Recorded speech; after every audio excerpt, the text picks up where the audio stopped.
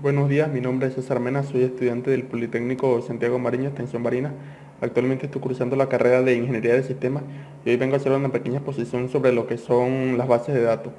Bien, aquí nos dice que una base de datos es un conjunto de datos perteneciente a un mismo contexto y almacenado sistemáticamente para su posterior uso.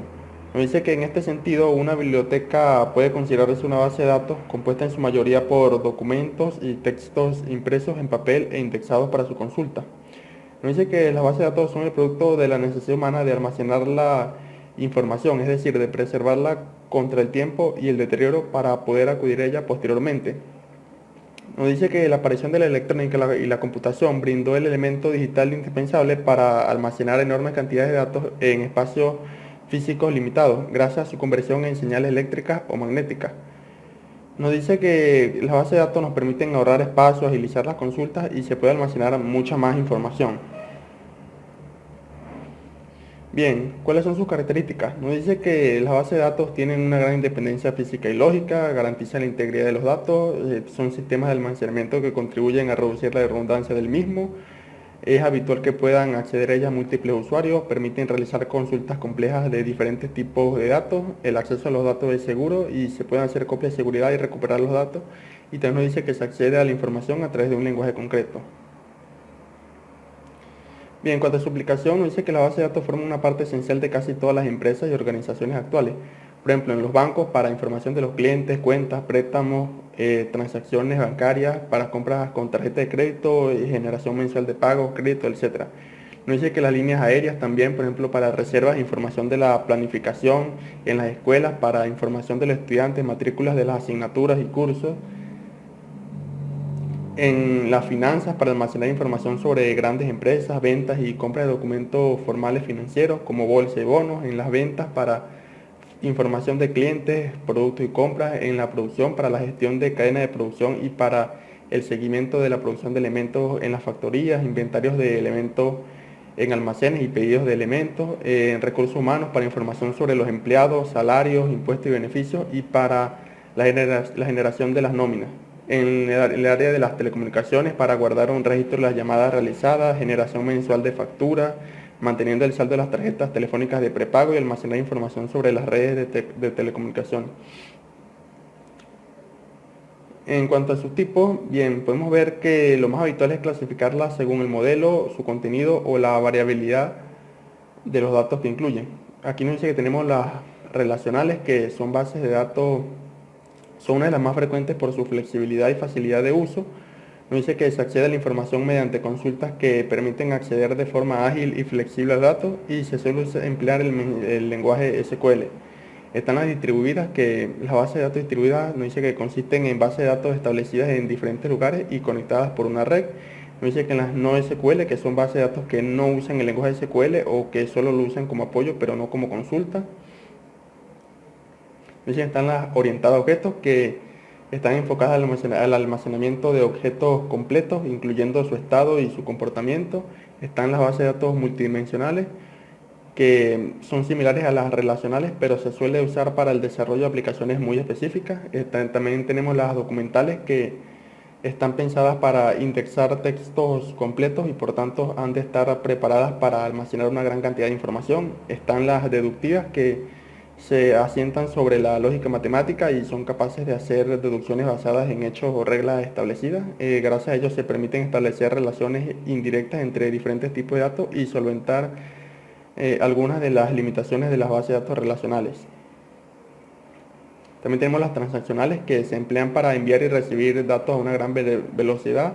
Las jerárquicas, que se organizan en base a un nudo principal de información o nodo padre raíz del cual surgen diferentes hijos.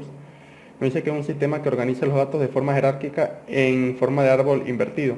Están las de red, las bases de datos de red son similares a las jerárquicas, con la salvedad de que pueden existir varios nodos padres. También nos dice que están según su contenido, que otro método de clasificar las bases es según la forma en la que se presentan su contenido. Nos dice que también que en este caso no podemos encontrar dos tipos, las bibliográficas y las de texto completo. Bien, las bibliográficas nos dice que la base de datos bibliográficas muestra información relevante sobre una determinada publicación, título, autor, año de publicación, editorial, etc. Están las de texto completo, que por ejemplo guardan y muestran todo el contenido de las publicaciones. También están según su variabilidad, que se emplean para la clasificación de bases de datos de la información que presentan. Están las estáticas, que las bases de datos estáticas almacenan datos fijos que no se modifican con el tiempo. Están las dinámicas, que almacenan información que se modifica con el tiempo. Ahora, en las ventajas. Bien, en cuanto a las ventajas, tenemos que disminuyen la redundancia. Nos dice que las bases de datos informatizadas solo almacenan una copia de los mismos datos, lo que permite ahorrar espacio de almacenamiento y facilita las consultas. Nos dice que también contribuyen a la consistencia de los datos, que al producir la redundancia también se minimiza la posibilidad de que se produzcan inconsistencias entre los datos. Dice que se pueden compartir los datos, que la base de datos permiten que la información sea almacenada, sea compartida por los miembros de la organización o por los usuarios que estén autorizados.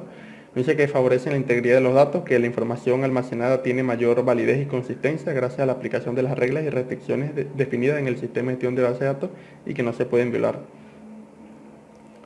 Dice que también que aumentan la seguridad, ya que solo puede acceder a ella personal autorizado.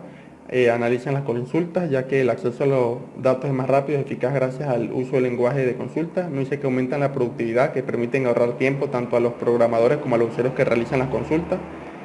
Simplifican el mantenimiento, que gracias a la independencia entre datos y aplicaciones, cualquier cambio, modificación o traslado de datos se puede realizar de forma más ágil y sencilla. Y también permiten el acceso simultáneo a varios usuarios, que ya que en los sistemas de ficheros esto podría dar lugar a pérdidas de información o de la integridad de las mismas, lo cual no sucede con los sistemas gestores de bases de datos. En cuanto a las ventajas, vemos que nos dice que pueden ser complejas, ya que se trata de programas que incluyen muchas funcionalidades que hay que entender, además de conocer el lenguaje de programación que emplean.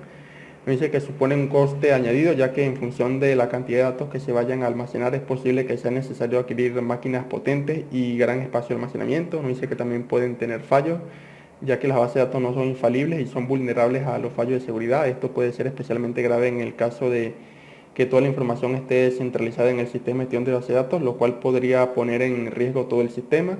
Nos dice que también hay que estar constantemente actualizándolo, ya que es necesario mantener actualizados a los usuarios, ya que las tecnologías van aumentando y van cambiando constantemente. Bien, en la visión de los datos, independencia física y lógica, bien, en la independencia lógica de los datos nos dice que es la capacidad de modificar el esquema conceptual sin provocar que se vuelvan a escribir los programas de aplicación. Las modificaciones del nivel lógico son necesarias para que la estructura lógica de la base de datos se altere, y nos dice que debe permitir una cierta independencia entre los datos vistos por las aplicaciones y la estructura lógica de ellos en la realidad. Bien, la independencia física de los datos nos dice que es la capacidad de modificar el esquema físico sin provocar que se vuelvan a escribir los programas de aplicación. Las modificaciones del nivel físico son ocasionalmente necesarias para mejorar el funcionamiento. Nos dice que debe permitir la realización de estructuras de almacenamiento de datos en forma independiente de su estructura lógica en la realidad. Bien, la relación entre los sistemas de información y las bases de datos. Nos dice que la relación que existe entre ambos es que las bases de datos hacen parte, conforman el sistema de la información que maneja una empresa. Pueden ser varias bases de datos en un mismo sistema de información. Nos dice que una empresa tiene un único sistema de información, con lo cual maneja las diferentes áreas como contable, de venta, de archivo, entre otras cosas, y cada área puede tener una base de datos diferente de acuerdo a su necesidad. Dice que es una cadena, pues todo está unido y en función de todo para excelentes resultados de la empresa. Bien, los sistemas de gestión de bases de datos nos dice que es un conjunto de programas que permiten crear y mantener una base de datos asegurando su integridad, confidencialidad y seguridad, dedicados a servir de interfaz entre la base de datos y el usuario, las aplicaciones que la utilizan. Se compone de un lenguaje de definición de datos, de un lenguaje de manipulación de datos y de un lenguaje de consulta. Dice que su propósito es el de manejar de manera clara y sencilla y ordenada un conjunto de información. Bien, en cuanto a su arquitectura, nos dice que existen tres características importantes inherentes a los sistemas de base de datos. Nos dice que está la separación entre los programas de aplicación y los datos, el manejo de múltiples vistas por parte de los usuarios, el uso de un catálogo para almacenar el esquema de la base de datos. Bien, primero tenemos el nivel físico o interno, y nos dice que describe la estructura física de la base de datos mediante un esquema interno. Este esquema se especifica con un modelo físico y describe los detalles de cómo se almacenan físicamente los datos. Nos dice que los archivos que contienen información, su organización, los métodos de acceso a los registros, los tipos de registro, la longitud, los campos que los componen, etcétera. Tenemos el nivel externo de visión. Nos dice que es el más cercano al usuario, ya que se describen varios esquemas externos o vistas de estos. Nos dice que cada esquema externo describe la parte de la base de datos que interesa a un grupo de usuarios determinado y oculta a ese grupo el resto de la base de datos. También tenemos el nivel conceptual, que describe la estructura de toda la base de datos para un grupo determinado de usuarios mediante un esquema conceptual. Nos dice que este esquema describe las entidades, atributos, relaciones, operaciones de los usuarios y restricciones, ocultando los detalles de las estructuras físicas de almacenamiento. Y bueno, esto fue todo y muchas gracias por su atención.